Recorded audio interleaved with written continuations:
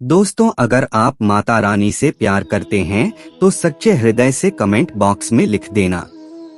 जय माता वैष्णो, जय माता दी। माता रानी आपके घर में दौड़ी चली आएंगी। माँ के लिए एक लायक तो बनता है। दोस्तों, हमारे हिंदू धर्म में देवी के अनेक स्वरूप कहे गए हैं, जिसमें वृक्षों को भी माँ देवी का स्वरूप कहा जाता है। तो आज मैं आप लोगों को पावन पावनी वृक्ष के बारे में बताऊंगा। नवरात्रि का पावन पर्व 9 अप्रैल से शुरू होने जा रहा है और इसका समापन 17 अप्रैल को होगा। नवरात्रि के पावन पर्व में कुछ ऐसे वृक्ष हैं जो कि देवी वृक्ष कहे गए हैं, जो देव वृक्ष कहे गए हैं। यह देवी के स्वरूप होते हैं और हमारे धर्म में पेड़ पौधों को देवी देवता मान करके हम इनकी पूजा करते हैं और हमें पूजा भी जरूर करनी चाहिए। साइंस भी कहता है पेड़ पौधे हमें फ्री में प्राणवायु प्रदान करते हैं और पेड़ पौधे हमें ऑक्सीजन देते हैं। हमारी जो कार्बन डाइऑक्साइड होती है उसे ग्रहण करके सभी प्रकार के जितने भी नकारात्मक चीजें होती है उसे अपने अंदर में स्वयं शौक लेते हैं और हमें ताजगी प्रदान करते हैं। पेड़ पौधे स्वयं तेज धूप में तपते हैं, लेकिन मनुष्य को शीतल छाया प्रदान करते हैं। तो नवरात्रि के समय में कुछ ऐसे पेड़ पौधे हमारे धर्मशास्त्रों में कहे गए हैं, जिनको छूने मात्र से व्यक्ति के बंद किस्मत के ताले खुल जाते हैं, व्यक्ति का सौभाग्य चमक जाता है। हमारे शास्त्रों में पेड़ पौधों को बहुत ही गुणकारी कहा जाता है। अनेक बीमारियों का उपचार पेड़ पौधों में ही छुपा है, जड़ी बूटियों में ही छुपा है। और भगवान श्री कृष्ण ने गीता में स्वयं कहा है कि वृक्षों में पीपल का वृक्ष हूँ। पीपल के वृक्ष को वृक्षों का राजा कहा जाता है, क्योंकि पीपल वृक्ष की जो आयु होती है सबसे ज्यादा होती है, सबसे अत्यधिक होती है।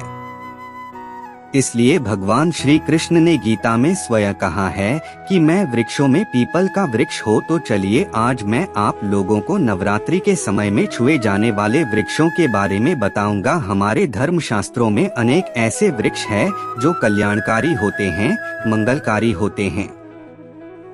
अगर इन वृक्ष को नवरात्रि में आप छू लेते हैं तो आपके सभी प्रकार की परेशानी है, सभी प्रकार के कष्ट है, सब समाप्त हो जाते हैं। खासकर के नवरात्रि के समय में को शक्ति का पर्व कहा जाता है, जो मनुष्य को शक्ति प्रदान करता है, डी की प्राप्ति होती है। शक्ति पर्व क्यों कहा जाता है? क्योंकि इस समय अचेत जो वस्तु होती है वह भी चेतना युक्त हो जाती है, अर्थात इस समय जो शक्ति हमारे धरती लोक में आ जाती है। नव दुर्गा को क्या बोल सकते हैं? हम शक्ति बोल सकते हैं। तो माता रानी इस धरा पर आती है, इस पृथ्वी लोक पर आती है, तो जितने भी पेड़ पौधे हैं, जीव जंतु है, चल अचल सभी प्रकार की जो वस्तु है, इन सब में प्राण आ जाते हैं, इन सब में शक्ति निहित हो जाती है, जागृत हो जाती है।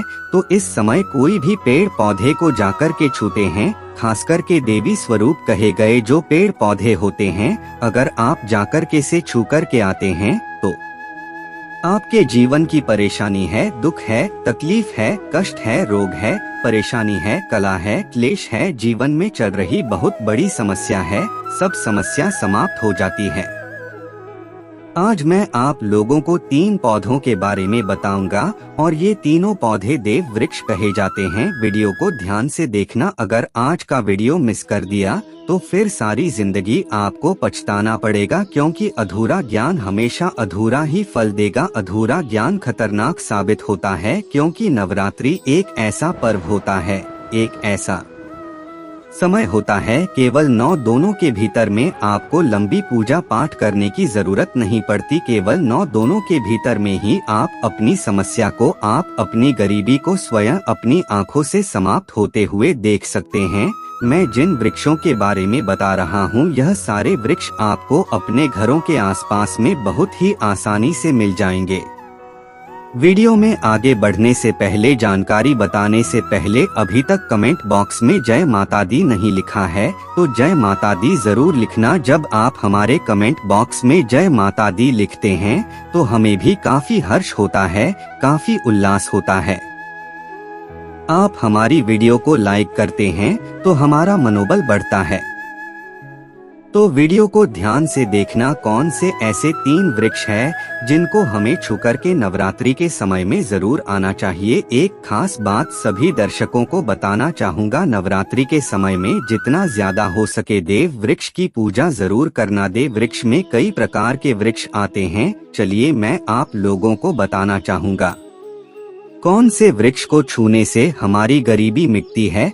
पहले जो वृक्ष है बेल का वृक्ष है। जो बेल का वृक्ष है, यह वृक्ष माता पार्वती के पसीने से उत्पन्न हुआ है। पुराण के अनुसार जो माता पार्वती है यह देवी स्वरूप कही गई है, अर्थात यह नव दुर्गा का स्वरूप कही गई है। तो स्कंद पुराण की कथा में कही गई है, जो बेल का वृक्ष है माता पार्वती के पसीने से उत्पन्न हुआ है। इसकी डाली में माता पार्वती, जद में ब्रह्मा, तन में विष्णु एवं समस्त जो हिस्से हैं उसमें भगवान शंकर जी बसते हैं। संधिकाल में शिव मंदिर के समीप या नव दुर्गा मंदिर के समीप जो बेल का वृक्ष है, इसके नीचे में घी का दीपक जलाने से व्यक्ति धनवान, गुणवान और पराक्रमी बनता है। व्यक्ति के सभी प्रकार के मनोरथ की पूर्ति होती है।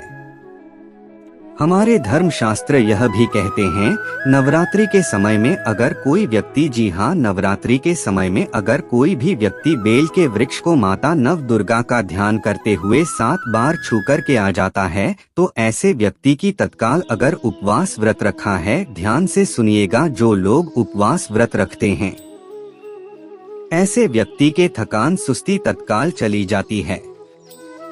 अगर कोई भी व्यक्ति नवरात्रि के समय में अगर बेल वृक्ष की जड़ में दूध चढ़ाते हैं तो सभी प्रकार के व्याधि दूर होते हैं। अगर सिंदूर युक्त गंगा जल चढ़ाते हैं तो व्यक्ति की गरीबी मिटती है।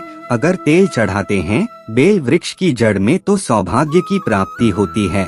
और अगर बेल वृक्ष के तीनों पत्तों में, ध्यान से सुनिएगा, श्रीदेवी कही गई, जैसे कि महाकाली, महालक्ष्मी, महासरस्वती, तो अगर बेल के जो तीनों पत्ते हैं महालक्ष्मी, महाकाली, महासरस्वती के स्वरूप कहे गए हैं, तो बेल की अगर तीनों पत्तों में एन, दूसरे पेट में खीरी और तीसरी पेट में क्लीन, तो इस प्रकार बेल के तीनों पत्तों में लिखकर कि अगर माता दुर्गा को चढ़ाते हैं तो मानो कामना की पूर्ति होती है, कार्य में सफलता मिलती है।